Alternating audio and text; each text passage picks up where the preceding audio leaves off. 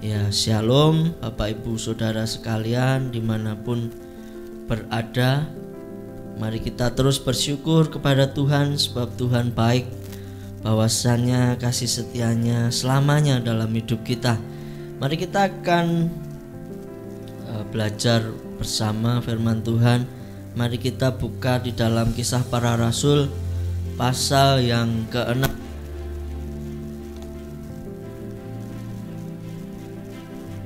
Kisah Para Rasul pasal yang ke-6. Ya, nanti saya akan membacakan mulai dari ayat 3. Tapi beberapa ayat mungkin akan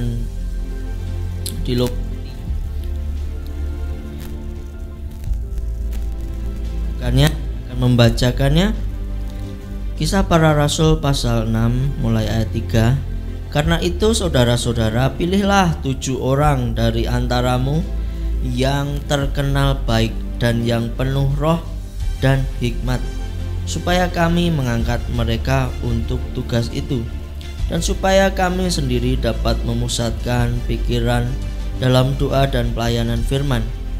Usulan itu diterima baik oleh seluruh jemaat. Lalu mereka memilih Stefanus, seorang yang penuh iman dan Roh Kudus, dan Filipus, Prokorus, Nikanor, Timon, Permenas, dan Nikolaus, seorang penganut agama Yahudi dari Antioquia. Ayat 8. Dan Stefanus yang penuh dengan karunia dan kuasa mengadakan mujizat-mujizat dan tanda-tanda di antara orang banyak. Tampillah beberapa orang dari jemaat Yahudi yang disebut jemaat orang Libertini. Anggota-anggota jemaat itu adalah orang-orang dari Kirene dan dari Alexandria, bersama dengan beberapa orang Yahudi dari Kilikia dan dari Asia. Orang-orang itu bersoal jawab dengan Stefanus, tetapi mereka tidak sanggup melawan hikmatnya dan roh yang mendorong dia berbicara. Lalu mereka menghasut beberapa orang untuk mengatakan, kami telah mendengar dia mengucapkan kata-kata hujat terhadap Musa Allah. Lalu ayat 13. Lalu memajukan saksi-saksi palsu yang berkata, orang ini terus-menerus mengucapkan perkataan yang menghina tempat kudus ini dan hukum Taurat. Sebab kami telah mendengar bahwa dia mengatakan bahwa Tuhan Yesus orang Nazaret itu akan merubuhkan tempat ini dan mengubah adat istiadat yang diwariskan oleh Musa kepada kita. Semua orang yang duduk dalam sidang mahkamah agama itu menatap Stefanus. Lalu mereka melihat muka Stefanus sama seperti muka seorang malaikat. Ya, inilah firman Tuhan yang kita baca ya. Kalau kita melihat di dalam Kisah Para Rasul ya, ada nama-nama yang akan kita bisa begitu sangat mengingatnya ya. Ya. Salah satunya yaitu adalah Stefanus ya. Stefanus, kita begitu mengenal nama ini karena apa? Ya, Stefanus adalah seorang martir.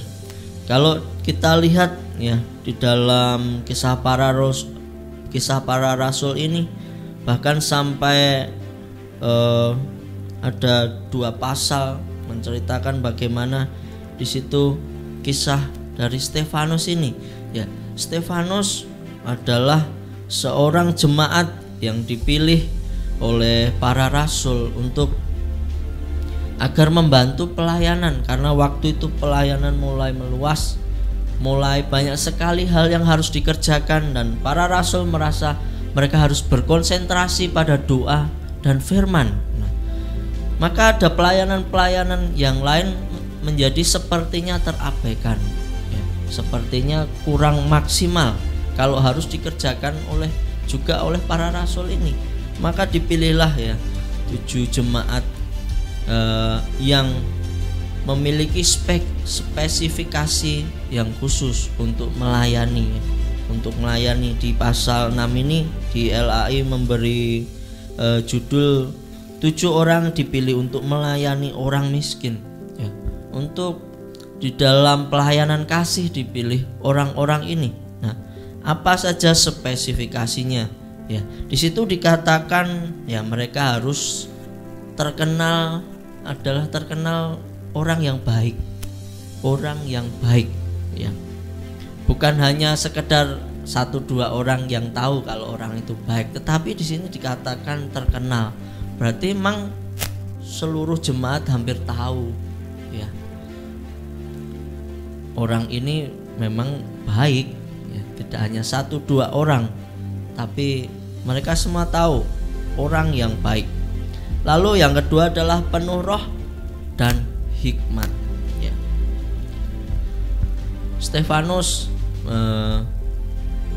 di waktu ya sekolah minggu dulu ya, saya masih ingat sekali ketika guru-guru minggu ini menceritakan tentang Stefanus. Ya memang waktu sekolah minggu pengertiannya belum seperti sekarang ya, tetapi ya berkesannya adalah Stefanus ini adalah orang ya yang masih ada di dalam ingatan saya. Stefanus ini adalah orang yang berani mati untuk Tuhan. Nah itu yang masih melekat di dalam pikiran saya dari dulu waktu ketika sekolah minggu. Bapak ibu guru mengajarkan, menceritakan tentang Stefanus. Stefanus ini orang yang setia sampai mati, ya. Dia orang yang setia sampai mati, ya. Stefanus ini tokoh yang menurut saya dia tokoh yang penting di dalam kisah para rasul ini. Sebab kalau kita baca setelah kisah Stefanus ini meninggal, wah, penganiayaan itu akan semakin luas lagi, tetapi juga pemberitaan firman Tuhan semakin luas lagi, ya. Ya seringkali Bapak Gembala dan juga hamba-hamba Tuhan juga mengatakan kalau di mana ada darah martir di situ ada benih, ya, benih gereja. Nah kalau saya melihat ke depan bahwa kehidupan Stefanus ini juga akan berdampak di dalam gereja Tuhan. Melalui kematiannya justru juga banyak orang-orang diselamatkan, ya. Nah, kita akan belajar bersama-sama bagaimana kehidupan dari Stefanus, ya. Dia dipilih bersama 7 orang yang lain. Berarti dia memiliki spesifikasi yang disebutkan oleh para rasul, yaitu Stefanus adalah orang yang terkenal baik, dia penuh roh dan hikmat, ya. Bagaimana orang bisa penuh roh dan hikmat, ya? Yang pertama, penuh roh. Di sini tentu saja penuh dengan Roh Kudus. Ya, kita tahu bahwa sebelum ini Tuhan mencurahkan rohnya yang luar biasa kepada murid-muridnya di Yerusalem waktu itu ketika mereka berkumpul. Lalu tidak hanya berhenti sampai di situ, tetapi itu diteruskan oleh para rasul dan murid-murid yang lain itu untuk meneruskan karya Roh Kudus itu melalui pelayanan-pelayanan yang ada. Nah, bagaimana orang bisa penuh dengan Roh Kudus, ya? Tentu saja kita masih ingat ya bagaimana kalau orang rindu dipenuhi Roh Kudus, yang pertama yaitu adalah pasti dia harus berdoa. Pasti dia adalah orang yang berdoa. Nah, kita tidak mungkin dipenuhi dengan Roh Kudus berdoa.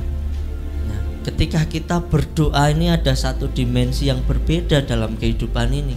Nah, ketika kita melakukan aktivitas sehari-hari, ya, lalu kita mengambil waktu untuk berdoa, ada dimensi yang berbeda. Karena apa? Di situ kita sedang bertemu dengan Tuhan, kita sedang bertemu dengan Allah. Maka pikiran kita dipenuhi dengan pikiran-pikiran Allah, maka hati kita juga dipenuhi dengan apa yang ingin disampaikan Allah. Jadi doa adalah satu ruang yang penting yang perlu ada di dalam kehidupan anak-anak Tuhan. Agar apa? Agar roh Tuhan tetap bisa connect dengan kehidupan kita anak-anak Tuhan. Ya memang Roh Kudus akan ada selalu di dalam hati kita, mengingatkan kita, mengajar kita.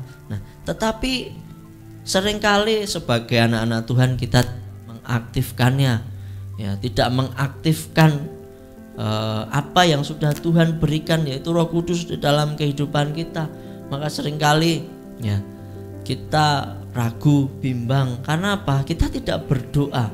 Kita tidak berdoa, kita tidak masuk dimensi ilahi.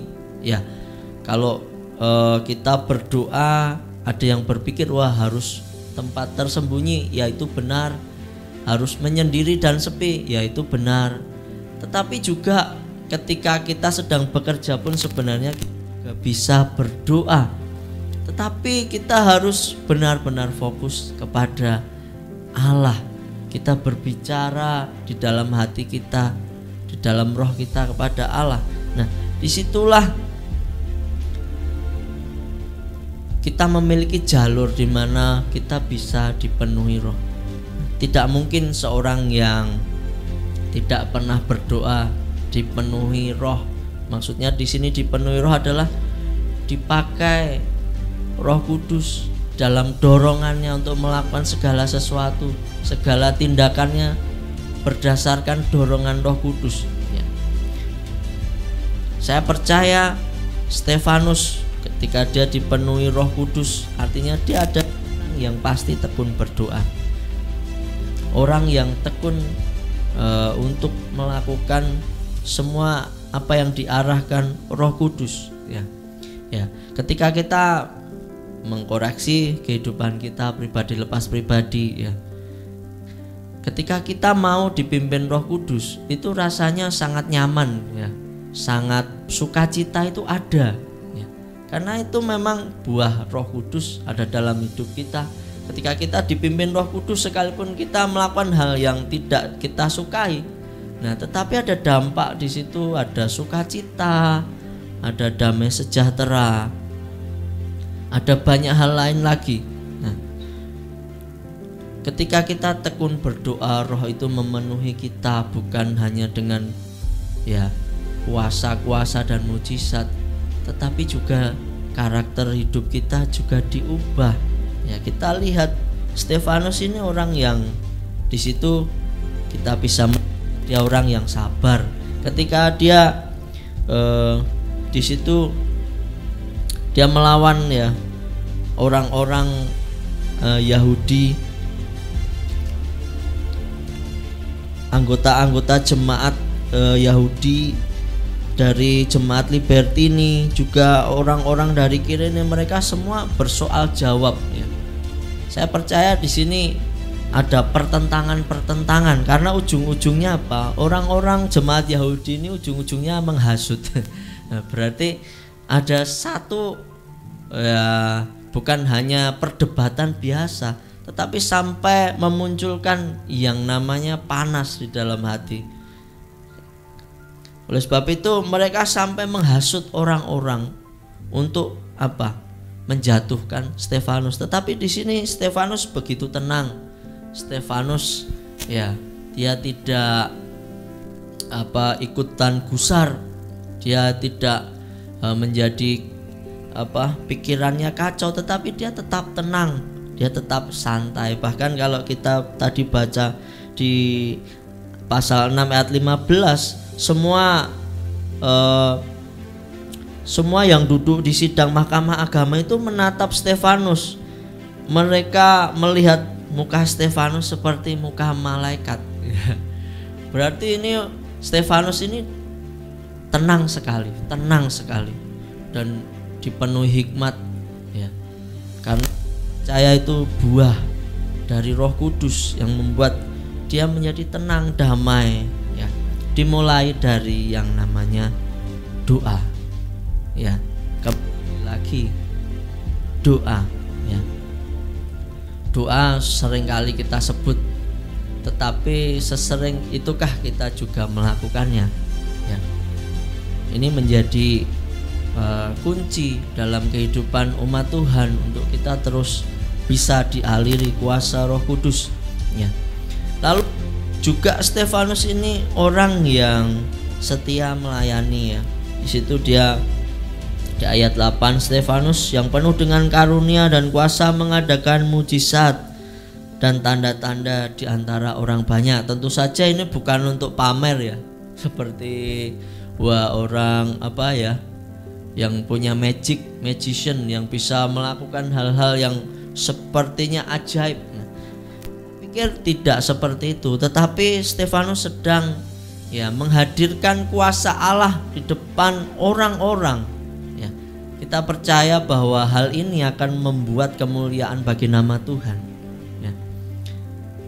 Setia melayani dengan apa yang dipercayakan Tuhan, yaitu karunia roh yang diberikan kepadanya. Dia melakukan mujizat-mujizat, mengadakan tanda-tanda mujizat itu untuk melayani Tuhan. Nah, itulah juga yang membuat orang-orang itu menjadi iri hati ya. Orang melihat kuasa Tuhan yang begitu luar biasa, mereka tidak bisa menyangkal apa-apa sebenarnya orang-orang ini. Karena apa? Kuasa itu begitu nyata ya, mencolok mata mereka. Mereka tidak dapat melakukan itu. Tetapi kuasa Tuhan lewat Stefanus itu telah menjadi kesaksian yang luar biasa dalam momen ini ya. Jadi ketika Stefanus ini dipenuhi dengan roh, dia juga menjadi orang yang mengobarkan karunia itu, tidak memendam karunia itu untuk kepentingan sendiri, tetapi di sini dia melakukan tanda-tanda dan mujizat di antara orang banyak untuk menjadi berkat. Saya percaya hal seperti ini akan memuliakan nama Tuhan, akan meninggikan nama Tuhan ya. Lalu yang kedua adalah penuh dengan hikmat ya. Di ayat yang ke-10 dikatakan, tetapi mereka tidak sanggup melawan hikmatnya, dan roh yang mendorong dia berbicara ya. Ketika perkataan kita dipimpin oleh Roh Kudus ya, kita bisa mengatakan hikmat yang bahkan kita sendiri tidak menyangka, apalagi orang lain ya. Nah, di sini ketika dia bersoal jawab dengan jemaat-jemaat Yahudi, di situ mereka tidak bisa melawan hikmat yang diberikan Roh Kudus kepada Stefanus. Ya. Ada perkataan-perkataan yang tersingkap melalui perkataan Stefanus. Perkataan Stefanus berisikan kebenaran-kebenaran yang tidak dapat ditentang. Makanya mereka kalah berbicara ya. Kalau kita lihat pasal 7, di situ ada pembelaan Stefanus cukup panjang. Di situ dikisahkan keluarnya bangsa Israel. Nah, sampai di mana bangsa itu memberontak kepada Allah ya. Diceritakan begitu runtut ya. Artinya ya, Stefanus ini berarti bukan hanya orang yang asal ceplok gitu, tetapi dia juga pasti orang yang membaca Taurat Tuhan, berarti firman Tuhan. Karena apa yang disampaikan dia itu begitu runtut, tidak ada yang dilompat-lompati. Ya, artinya ya saya percaya dia juga orang yang rajin membaca firman Tuhan. Nah, ketika kita rindu dipenuhi hikmat Tuhan ya, kita tidak bisa tidak mendengar firman Tuhan, karena memang hikmat datang dari firman Tuhan. Seperti apa yang terjadi dalam momen ini ya. Stefanus menyampaikan hal-hal yang tidak mereka bisa mengerti, membukakan hikmat yang datang dari Tuhan, tetapi mereka tidak bisa mengerti ya. Ketika firman itu dibukakan, dia mengajar firman itu dengan begitu baik ya. Dia mengajarkan kebenaran, tetapi orang tetap tidak bisa mengerti apa arti semua itu. Karena apa? Ya, jemaat-jemaat ini sudah dipenuhi dengan kebencian ya. Kebencian dan iri hati kepada Stefanus ya. Tapi mari kita anak-anak Tuhan, sebagai anak-anak Tuhan, agar kita terus dipenuhi hikmat dari Tuhan, mari kita terus membaca firman Tuhan. Mari kita terus belajar firman Tuhan ya. Yang kendor mari kita tingkatkan lagi. Yang mulai bolong-bolong mari kita tingkatkan lagi. Kalau kita sudah masuk lagi di dalam firman Tuhan, wah rasanya kenyang, rasanya enak sekali ya. Karena apa? Memang firman Tuhan itu akan mengisi hidup kita dengan begitu indah, dengan hikmat-hikmat yang membuat kita tenang, membuat kita damai, membuat kita ingat akan janji Tuhan. Itu yang membuat kita tenang ya. Kalau di dunia ini, di keadaan sekarang ini, orang banyak yang mulai stres ya. Kemarin Bapak Pendeta dari beberapa survei mengatakan bahwa ada peningkatan orang gila di masa pandemi ini ya. Karena apa? Mereka tidak memiliki janji Tuhan, mereka tidak memiliki pengharapan di dalam Tuhan. Tetapi kita sebagai anak-anak Tuhan, kita memiliki janji-janji itu di dalam hikmat Tuhan, di dalam firman Tuhan. Maka mari kita baca firman Tuhan. Ketika kita membaca, kita menjadi hikmat, kita berhikmat, bahkan kita bisa menyelesaikan masalah-masalah yang sedang kita hadapi. Ya, setiap orang memiliki masalah dengan kapasitas yang berbeda-beda, dan Tuhan pasti juga akan memberi jawaban dengan jawaban yang sesuai dengan kebutuhan kita. Ya, kita tidak perlu wah aku ingin masalah yang berat ya. Nanti diberi beneran ya kita bisa tepar ya. Masalah yang kita miliki sudah sesuai dengan kapasitas yang Tuhan tahu bagaimana kita bisa menerima masalah itu. Bab Tuhan berkata ya, segala masalah yang kita alami, pencobaan yang kita alami, pencobaan biasa yang tidak lebih kekuatan kita. Ada hikmat Tuhan yang membuat kita mampu untuk bertahan ya. Hikmat Tuhan juga yang membuat Stefanus ini teguh ya. Dia ketika di situ, dia sendiri di sini ya. Dia sendiri di sini, tetapi dia melawan orang banyak dalam persoal jawab.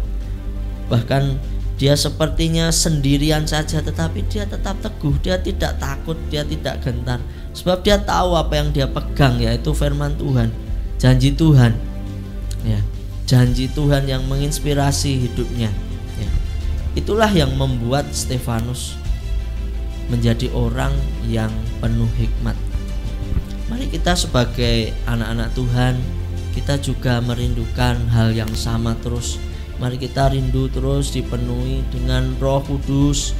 Kita juga rindu terus dipenuhi hikmat Tuhan, sehingga pasti kita akan bisa menjadi berkat seperti kehidupan Stefanus.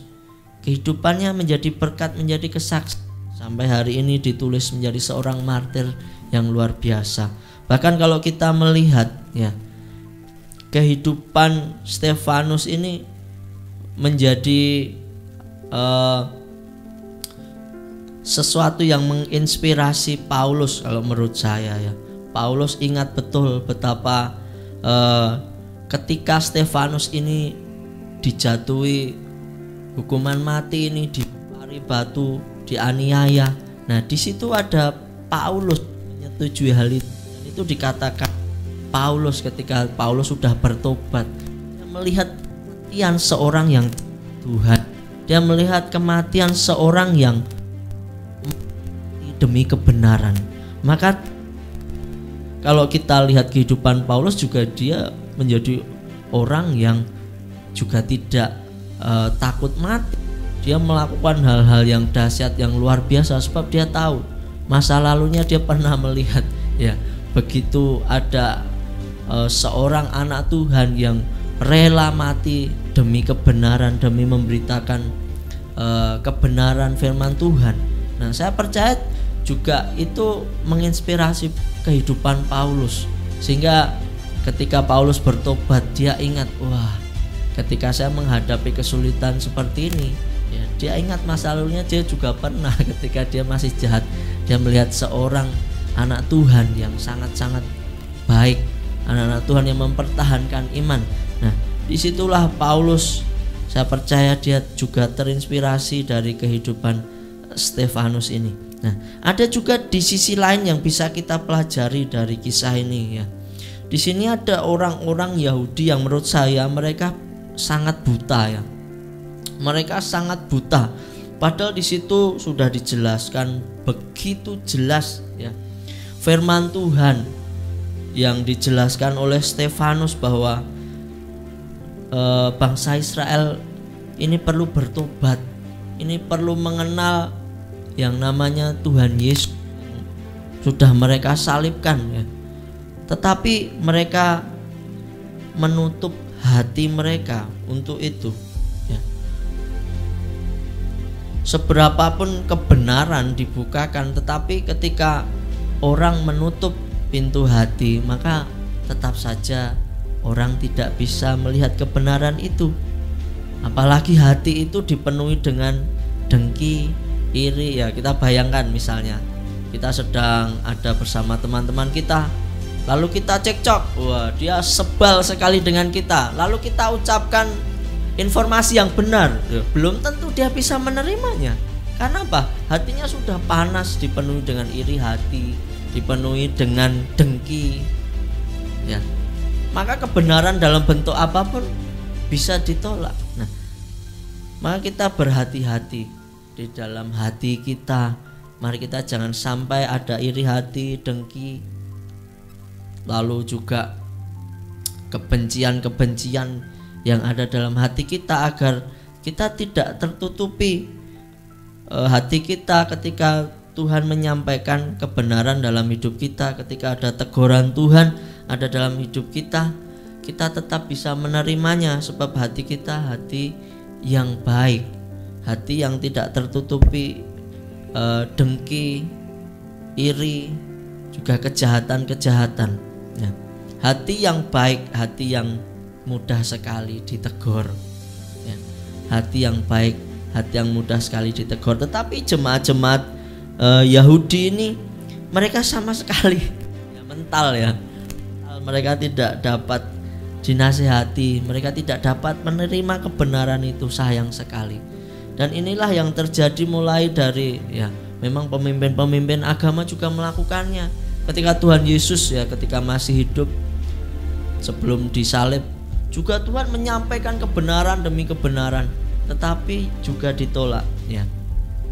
Kita bisa melihat di dalam Matius pasal 13 ayat 14. Di situ dikatakan ya, maka pada mereka genaplah nubuatan Yesaya yang berbunyi, kamu akan mendengar dan mendengar, namun tidak mengerti. Kamu akan melihat dan melihat, namun tidak menanggap ya. Lalu di dalam Markus pasal 4 ayat 12 juga dikatakan, supaya sekalipun melihat mereka tidak menanggap, sekalipun mendengar mereka tidak mengerti, supaya mereka jangan berbalik dan mendapat ampun. Mereka sudah tebal hatinya ya. Di dalam Kisah Para Rasul pasal 28 ayat 26 juga, pergilah kepada bangsa ini dan katakanlah, kamu akan mendengar dan mendengar, namun tidak mengerti. Kamu akan melihat dan melihat, namun tidak menanggap. Di sini diulang lagi ya. Artinya apa? Ya sudah buta. Ketika orang buta berjalan, maka kesulitan dia bisa terjatuh ke dalam jurang. Apalagi orang buta menuntun orang buta ya, keduanya akan jatuh ke dalam jurang bersama-sama ya. Kenapa mereka bisa begitu buta? Karena hatinya tidak terbuka untuk kebenaran ya. Maka kita harus berhati-hati ya dengan hati kita ya. Firman Tuhan katakan, jagalah hatimu dalam segala kewaspadaan, karena dari situlah terpancar kehidupan. Semua yang kita lakukan dalam kehidupan kita sehari-hari juga semua bermula dari hati kita, keinginan kita, perasaan kita, semuanya berawal dari situ. Maka kita belajar sesuatu, jangan sampai hati kita dipenuhi dengan hal-hal yang merusak hidup kita sehingga kita tidak mengerti kebenaran, padahal kebenaran itu sudah dinyatakan.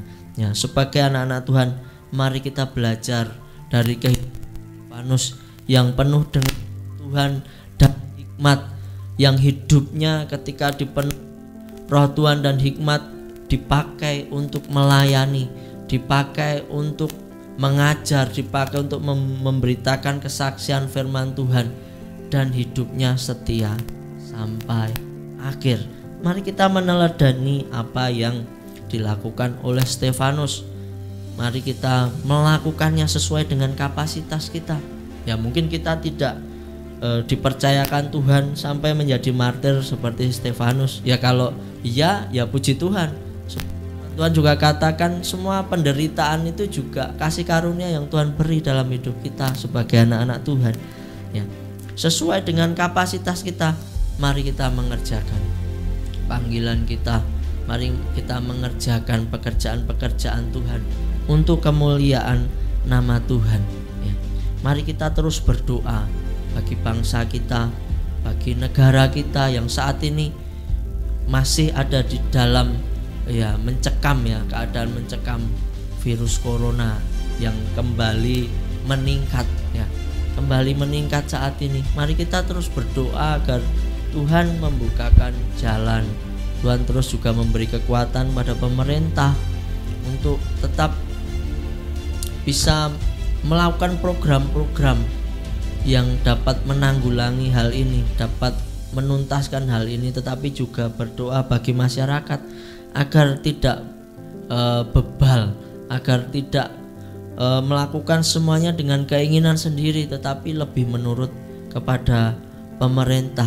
Ya, mari kita sebagai anak-anak Tuhan terus berdoa, dipakai Tuhan di dalam semua apa yang bisa kita kerjakan. Ya, puji Tuhan, inilah firman Tuhan.